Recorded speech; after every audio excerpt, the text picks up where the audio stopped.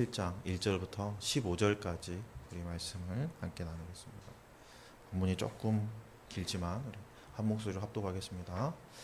다윗은 자기의 왕궁에 살 때에 예언자 나단에게 말하였다.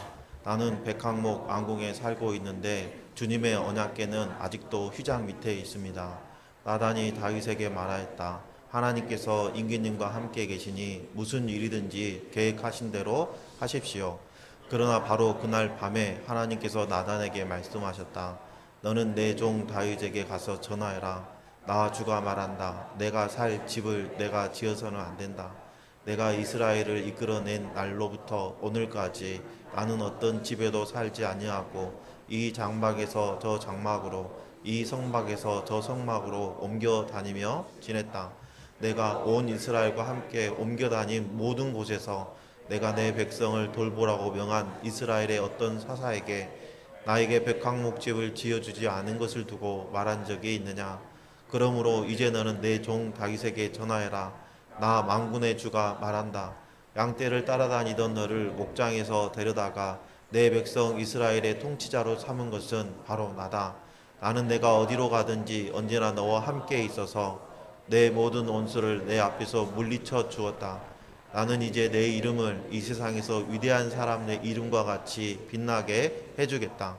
이제 내가 한 곳을 정하여 거기에 내 백성 이스라엘을 심어 그들이 자기 땅에서 자리 잡고 살면서 다시는 옮겨 다닐 필요가 없도록 하고 이전과 같이 악한 사람들에게 억압을 받는 일도 없도록 하겠다.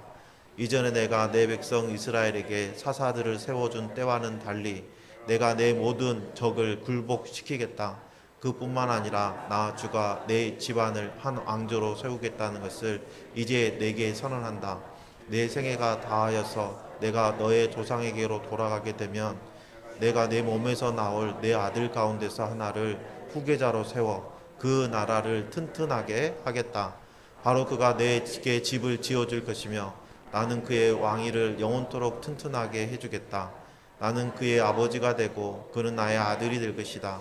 내가 내 선임자에게서는 내 총애를 거두었지만 그에게서는 내 총애를 거두지 아니하겠다. 오히려 내가 그를 내 집과 내 나라 위에 영원히 세워서 그의 왕위가 영원히 튼튼하게 서게 하겠다. 나단이 이 모든 말씀과 계시를 받은 그대로 다윗에게 말하였다. 아멘. 여러분들 이렇게 소원 있으시잖아요. 생일이 되고 그러면 이렇게 촛불 켜고 쿡 불면서 소원 빌으라고도 하잖아요. 저도 어릴 때 소원이 있었어요.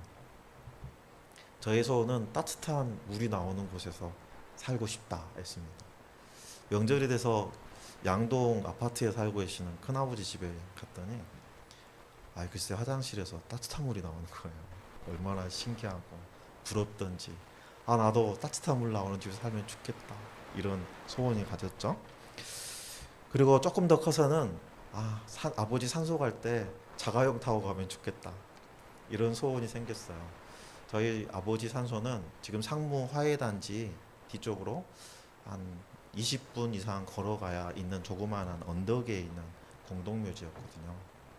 그래서 추석 때는 늦더위로 걸어가는 그 길이 힘들었고 또 설날 때는 그 추위로 그 칼바람을 맞으면서 걸어가는 그 길이 너무나 힘들었어요.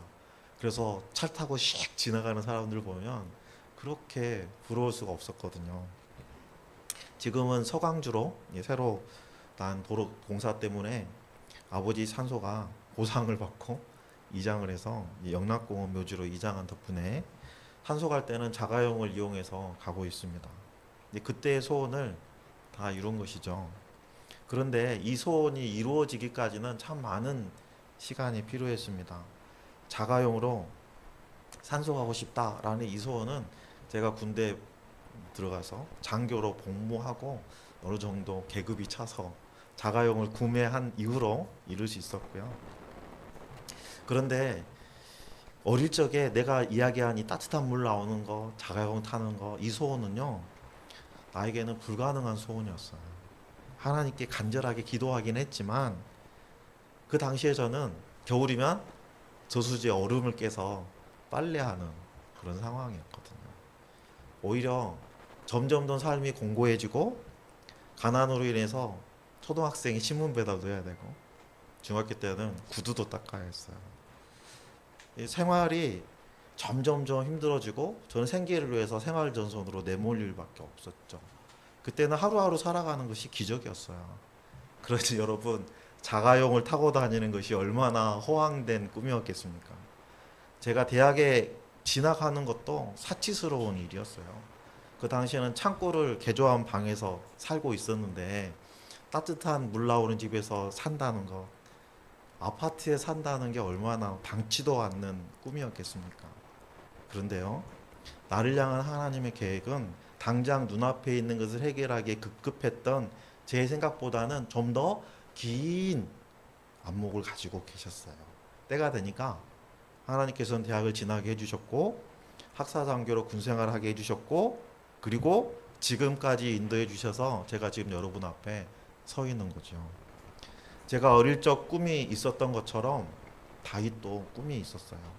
오늘 말씀을 통해서 꿈이 이루어지지 않거나 지연될 때 우리는 어떻게 반응해야 될지 우리가 함께 살피고 다윗과 같이 하나님의 마음에 합한 자다라고 평가받는 귀한 시간 되기를 예수님의 이름으로 축복합니다. 다윗이 하나님의 언약궤를 예루살렘 성으로 옮기고 난 이후에 다윗이 나간 전쟁마다 하나님이 다 이기게 하셨어요. 그래서 이스라엘의 평화를 위협하는 세력들을 다 누르고 안정을 찾을 수 있게 되었습니다. 그때 다윗에게는 한 가지 소원이 생겼는데 그것은 하나님의 성전을 건축하는 거였어요. 당시의 고대 근동에서는요, 왕이 섬기는 신의 신전을 건축하는 것이 관례였습니다. 그래서 왕이 섬기는 큰 신전을 건축함으로 인해서 그 신전의 이용으로 인해서 왕의 권위를 세우고 백성들에게 두려움을 심어주는 그런 통치를 했었죠. 그런데요, 다윗 왕이 성전을 건축하려는 것은 그 주변 국가의 왕들의 목적과는 전혀 다른 것이었습니다. 다윗 왕은 하나님의 언약궤가 장막에 있는데 나는 백항목 궁전에서 살고 있다는 그것 때문에 죄스럽고 너무나 하나님 앞에 내가 해야 될 일을 못하고 있구나 하는 죄송스러움이 마음에 자리 잡고 있었어요. 그 부담감이 마음을 짓누르고 있었죠. 그래서 다윗은 하나님의 성전을 짓고 싶다라는 소원이 생긴 거예요. 하나님께서 다윗이 나가는 전쟁마다 승리하게 해주셔서 전쟁마다 많은 전리품을 획득할 수 있었어요. 그래서 경제적으로나 정치적으로나 군사적으로나 튼튼한 왕권을 확립할 수 있었거든요. 다윗은 이 모든 것이 하나님의 은혜였다는 것을 너무나 잘 알고 있어요. 그래서 이 다윗의 감사한 마음, 이 거룩한 부담감을 가지고 나단 선지자에게 자신의 생각을 말하였습니다. 그랬더니 나단 선지자가 이 다윗의 마음을 너무 선하게 좋게 여겼어요. 그래서 다윗 왕이 생각하는 대로 실행하라 하면서 다윗 왕의 계획을 지지해줬죠. 그런데 그날 밤 하나님께서 나단 선지자에게 나타나셔서 이렇게 얘기하십니다. 4절, 너는 내 동 다윗에게 가서 전하해라. 나 주가 말한다. 내가 살 집을 네가 지어서는 안 된다. 여러분, 왜 하나님께서는 누가 들어도 너무나 선한 이 다윗의 계획을 거절하셨을까요? 하나님의 계획은 크고 놀라워서 짧은 인생을 사는 우리가 미처 깨닫지 못할 때가 너무나 많이 있죠. 하나님께서는 다윗 왕이 생각하고 있는 것과는 전혀 다른 계획을 가지고 계셨던 거예요. 다윗은 현재의 상황에서 성전 건축이라는 계획을 세웠지만 하나님의 계획은 영원에 관한 것이었어요. 하나님께서는 나단 선지자에게 말씀하시기를 이스라엘을 애굽에서 인도하여 내신 후에 지금까지 어느 집에도 거하지 않으시고 장막에서 장막으로 성막에서 성막으로 옮겨 다니시면서 이스라엘 백성들과 함께 하셨다라고 강조하십니다.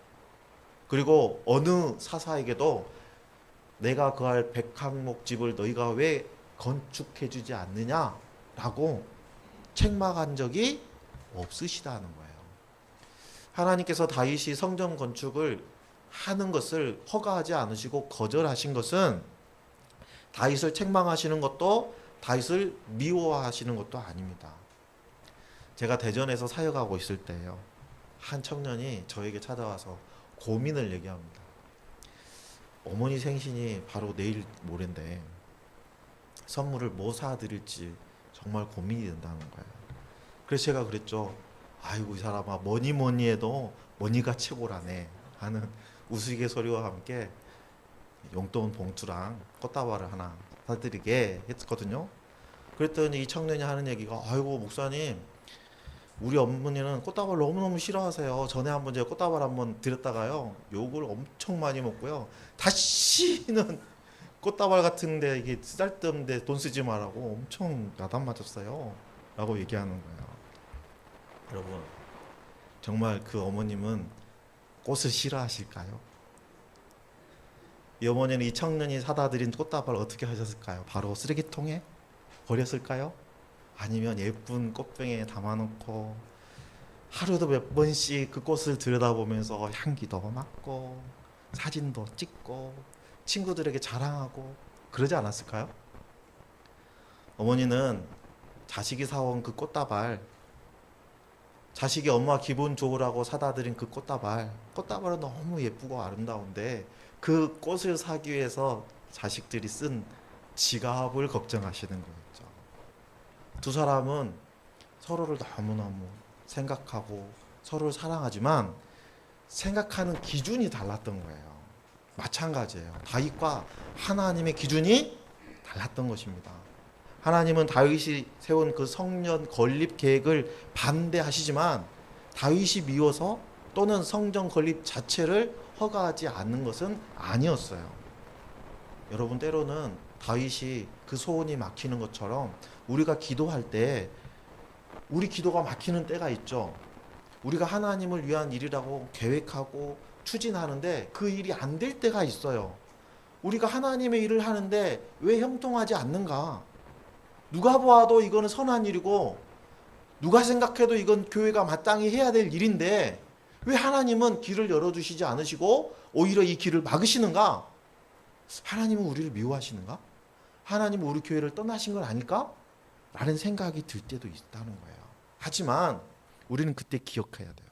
하나님은 우리와 다른 계획을 가지고 계신다. 그러니까 당연하게 보이는 일이라 할지라도 우리가 지레 짐작해서 하나님은 이런 생각을 가지고 계실 거야 라고 단정 짓지 말고 그때그때 하나님께 여쭤봐야 되는 거예요. 하나님께서는 다윗이 성전을 건축하시겠다는 그 마음을 보고 너무너무 기뻐하셨어요. 그래서 하나님께서 나단 선지자에게 이렇게 말합니다. 8절 말씀 우리가 함께 보겠습니다. 나는 내가 어디로 가든지 언제나 너와 함께 있어서 내 모든 원수를 내 앞에서 물리쳐 주었다. 나는 이제 내 이름을 이 세상에서 위대한 사람들 이름과 같이 빛나게 해주겠다. 하나님은 들에서 양이나 치고 있던 다윗을 부르셔서 이스라엘의 왕이 되게 하셨어요. 그리고 그 이후로 다윗의 이름을 영원히 빛나게 해주시겠다고 약속해 주십니다. 여러분, 만약에 하나님께서 다윗을 미워하신다면 이 약속을 주실 수 있겠어요? 그리고 하나님의 약속은 여기서 끝나지 않습니다. 9절 말씀에 보면 이제 내가 한 곳을 정하여 거기에 내 백성 이스라엘을 심어 그들이 자기 땅에서 자리 잡고 살면서 다시는 옮겨 다닐 필요가 없도록 하고 이전과 같이 악한 사람들에게 억압을 받는 일도 없도록 하겠다. 다윗 한 사람의 하나님의 마음에 기쁘게 하는 일을 했는데 그 복을 다윗만 받습니까? 아니에요. 다윗이 받을 그 복, 그 한 사람으로 그치는 것이 아니라 다윗 한 사람으로 인해서 이스라엘 온 백성이 하나님께 복을 받게 되는 거예요. 다윗이 하나님이 너무너무 싫어하시는 인구조사를 강행했다가 어떤 일을 당했죠? 다윗 한 사람이 처벌받은 게 아니라 다윗 한 사람의 죄로 인해서 온 이스라엘이 전염병으로 무려 7만 명이나 죽게 됐어요. 다윗 한 사람의 죄로 인해서 이스라엘 전체에 하나님의 심판이 임했던 것처럼 다윗 한 사람으로 인해서 온 이스라엘이 복을 받게 된다는 거예요. 이런 일은 예수 그리스도로 인해서 온 인류가 구원을 이루는 일을 예표하고 있는 거예요. 로마서 5장 19절 말씀 우리가 한 목소리로 읽겠습니다. 한 사람이 순종하지 않음으로 말미암아 많은 사람이 죄인으로 판정을 받았는데 이제는 한 사람이 순종함으로 말미암아 많은 사람이 의인으로 판정을 받을 것입니다. 아멘. 다윗 한 사람으로 인해서 이스라엘이 복도 받고 징계도 받았던 것처럼 기도하는 성도 한 사람으로 인해서 공동체가 복을 받고 나아가 지역사회가 변화될 수 있어요. 나 한 사람이 하나님 앞에 온전하게 서 있으면 나로 인해서 나의 가정이, 내가 속한 목장이, 내가 섬기는 교회가 복을 받게 된다는 거예요. 다만 한 가지 우리가 기억해야 될 것은 복을 주시는 분도 하나님이시고 징계를 내리시는 분도 하나님인데 그 복을 언제 내리실지, 그 징계를 언제 내리실지도 하나님이 정하신다는 거예요. 다윗은 지금 현 시점을 기준해서 성전을 건축하려는 마음을 품고 있지만 하나님께서는 다윗을 통해서 성전을 짓는 것보다 하나님의 나라를 세우실 것을 소원하신 거예요. 그래서 하나님께서 다윗의 후손을 통해서 영원한 나라를 세워주시겠다고 약속하십니다. 11절 12절 말씀을 우리가 함께 보면 내 생애가 다하여서 내가 너의 조상에게로 돌아가게 되면 내가 내 몸에서 나올 내 아들 가운데서 하나를 후계자로 세워 그 나라를 튼튼하게 하겠다. 바로 그가 내게 집을 지어줄 것이며 나는 그의 왕위를 영원토록 튼튼하게 해주겠다. 하나님의 성전을 건축하는 일, 그 일 자체가 잘못되었다는 것이 아니죠. 아직 성전을 건축할 때가 아니라는 거예요. 아무리 선한 일을 할지라도 하나님의 계획하신 때가 아닐 수 있다는 거예요. 여러분이 잘 알고 있는 마커스 50 집회에 예배를 인도하는 소진영 간사 잘 아시죠? 우리가 예배 때도 종종 이 소진영 간사 작사 작곡한 찬양을 우리가 부르잖아요. 소진영 간사는 4대째 모태신앙이에요. 그러니까 태어나 보니까 이미 교회를 다니고 있는 거죠. 열심히 교회를 다녔어요. 그런데 25살 때 만성 골수성 백혈병 진단을 받았습니다. 그래서 항암 치료를 받았어요. 그런데 의술이 발달되면서 조혈 모세표를 이식받으면 치료받을 수 있다. 그런데 단점이 하나 있는데 아이는 가질 수 없다. 그래서 이 소진영 간사는 조혈 모세포 이식을 포기하고 약으로 다스리기로 했죠. 그러면서도 열심히 마커스 50 사역도 열심히 했고 하나님께서 긍휼히 여기사 또 사랑하는 사람을 만나게 해주셔서 결혼도 했어요. 결혼하니까 아이가 갖고 싶잖아요. 그래서 주변 사람들이 만류하고 담당 의사도 반대하는데도 불구하고 먹던 약을 끊었어요. 그리고 임신을 기다립니다. 1년이 지났는데 소식이 병원에 갔더니 다음 달에 병원에 올 때까지 임신이 되지 않았으면 더 이상 늦출 수 없다. 그러다 너가 죽는다. 다음 달부터는 2주 뒤에는 약을 먹기로 결정을 했죠. 그런데 그 2주 사이에 임신을 한 거예요. 그리고 딸을 낳았습니다. 만약에 소진영 간사가 정말 일찍 임신을 했다면 소진영 간사 몸에 남아있는 항암제로 인해서 기형아가 출산될 수밖에 없었어요. 하나님께서는 소진영 간사의 몸에서 그 항암제 성분이 다 빠져나간 이후에 아이를 갖게 해주신 거예요. 그래서 건강한 아이를 가질 수 있게 해주셨어요. 소진영 간사는 그 일로 인해서 하나님의 감사를 드리면서 내가 하나님의 그 크신 계획을 알지 못하고 낙심하고 울었구나 회개하면서 그때 작곡한 곡이 오직 예수뿐이네.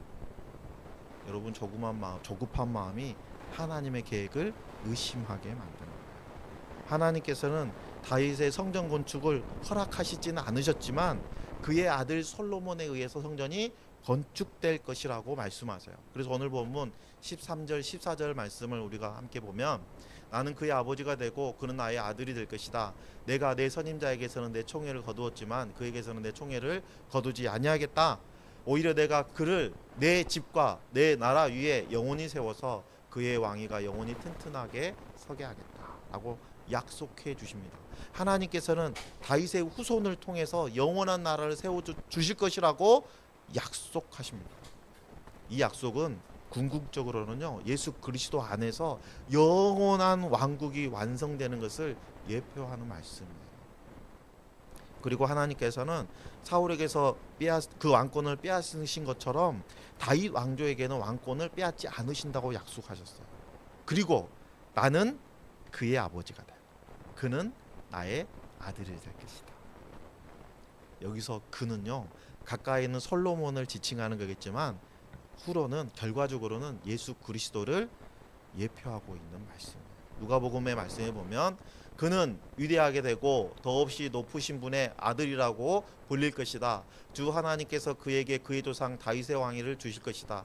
그는 영원히 야곱의 집을 다스리시고 그의 나라는 무궁할 것이다. 아멘. 하나님의 다윗 언약으로 주신 이 약속은 예수 그리스도를 통해서 성취되었다고 누가복음은 선포하고 있어요. 여러분, 하나님께서 약속하신 이 다윗의 언약은 무려 1000년이라는 세월이 지나서 성취됩니다. 신약 시대에 성취되고 있어요. 그리고 다시 오실 주님 그때에 완성될 거예요.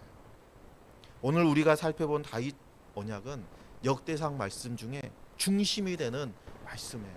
그렇다면 다윗 언약이 우리와는 어떤 상관이 있는 걸까요? 이 말씀을 우리에게 주시는 교훈이 뭐죠? 첫 번째는 다윗 언약은 다시 오실 주님께서 약속 완성하실 그 영원한 나라의 약속의 말씀이 된다는 거예요. 하나님께서 다윗 자손이 하나님의 아들이 될 것이고 하나님은 그를 통해서 그의 나라를 세우시고 그 나라가 영원하게 될 것이라고 말씀해 주셨잖아요. 이 말씀은 바벨론 포로 시절에도 이스라엘 백성들은 그 말씀을 붙잡고 성전이 무너져 아무것도 없을 때도 하나님은 이 약속에 따라서 일하고 계셨어요. 다윗 왕조가 무너졌을 때도 하나님께서는 이 다윗 언약이 취소되지 않고 이루어갈 수 있도록 계속 일하고 계셨다는 거예요. 포로 이후 백성들은 이 다윗 언약의 기초에서 다윗의 자손으로 메시아가 오실 것이라는 것을 믿고 그리고 그의 나라를 온전히 회복시켜 주실 것이라는 것을 소망하게 되었던 거예요. 여러분, 예수님께서 공생애 하실 때 예수님을 향하여 부르짖었던 사람들 있죠. 어떻게 부르짖었죠? 다윗의 자손 예수여. 이 다윗의 자손 예수여라고 부르짖던 것은요, 다윗 언약의 기초에서 예수님이 메시아이시다라고 신앙 고백하는 거예요. 예수님께서 다윗 언약에 따라 다윗의 자손으로 이 땅에 오셔서 하나님의 언약을 성취하셨다는 것은 주님께서 다시 오실 때에 하나님의 나라도 반드시 완성시키실 거라는 약속인 거예요. 따라서 다윗의 언약은 우리가 전혀 상관없는 말씀이 아니라 오히려 우리에게 직접적인 영향을 주는 약속의 말씀인 거예요. 우리는 다윗 언약을 통해서 다시 오실 주님께서 이 땅에 완성하실 하나님의 나라를 기대할 수 있는 거예요. 그래서 우리는 이 땅에서 하나님 나라에 소망을 두고 살아갈 수 있게 된 것입니다. 오늘 말씀해 주시는 두 번째 교훈은 하나님께서 각 사람에게 주신 사명이 다르다는 거예요.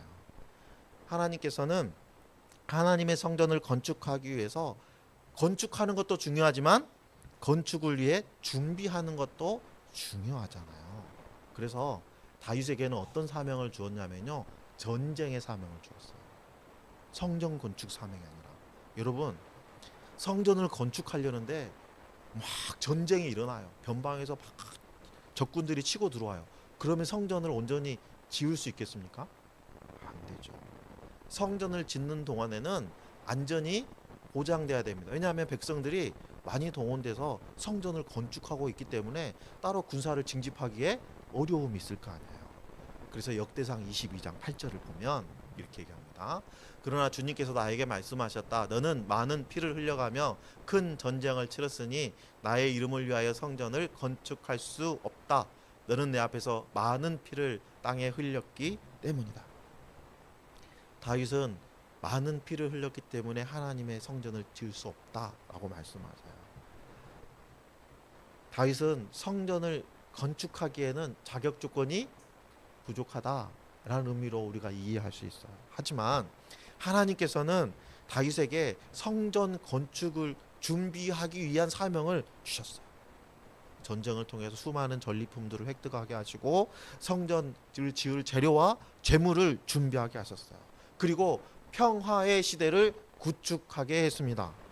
그리고 이름이 평화라는 라는 이름을 가진 솔로몬 왕, 이 아들을 통해서 성전을 건축할 수 있도록 그 여건을 마련해 줬어요. 그러므로 다윗의 사명이 뒷받침되지 않았다면 평화의 시대도 이룰 수 없었고, 전쟁이 계속 이어지고 있었다면 솔로몬이 성전을 건축할 수도 없었을 거예요. 결국 다윗이 성전 건축에 직접 참여하지는 않았지만 간접적으로 성전 건축에 기여하고 있죠. 1차적으로 눈에 보이는 성전은 솔로몬에 의해서 건축되었지만, 눈에 보이지 않는 성전은 다윗의 후손으로 오신 예수 그리스도로 인해서 성취됩니다. 요한계시록 한번 볼까요? 나는 그 안에서 성전을 볼 수 없었습니다. 그것은 전능하신 주 하나님과 어린 양이 그 도성의 성전이시기 때문입니다. 예수님이 성전이세요.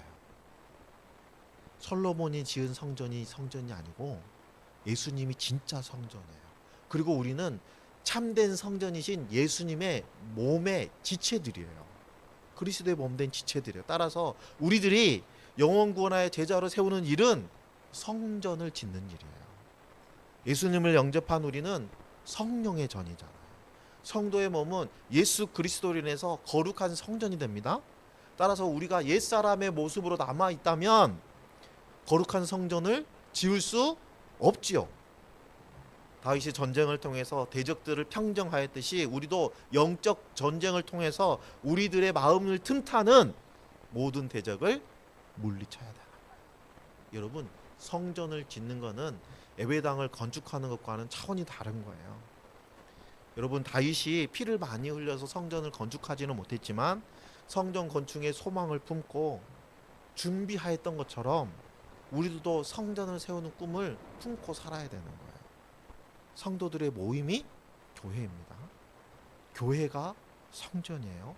교회를 구성하는 성도들이 그 각 사람이 성령의 전, 성전이라는 것을 우리는 기억해야 합니다.